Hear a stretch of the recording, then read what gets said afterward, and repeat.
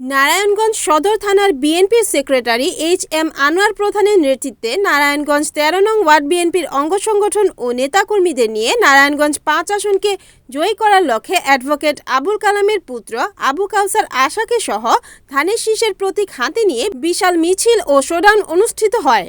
Advocate Abul কালামকে ধানের শীষে জয়ী করার লক্ষ্যে নারায়ণগঞ্জ সদর থানার কৃষক দলের জয়েন্ট সেক্রেটারি মোহাম্মদ শহীদের নেতৃত্বে বিশাল মিছিল নিয়ে এইচ.এম. আনোয়ার প্রধানের গণসংযোগে যোগ দেন।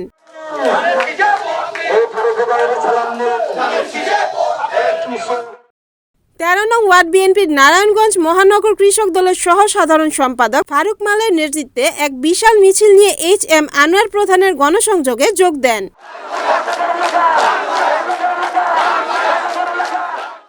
গণসংযোগে আরও উপস্থিত ছিলেন ১২ নং ওয়ার্ড বিএনপি কৃষক দলের মোহাম্মদ সেলিম পেদা, মোহাম্মদ বাদশাহ, মোহাম্মদ আলামিন, মোহাম্মদ আরিফ, সবুর সহ বিএনপির অঙ্গ সংগঠনের অন্যান্য নেতৃবৃন্দ।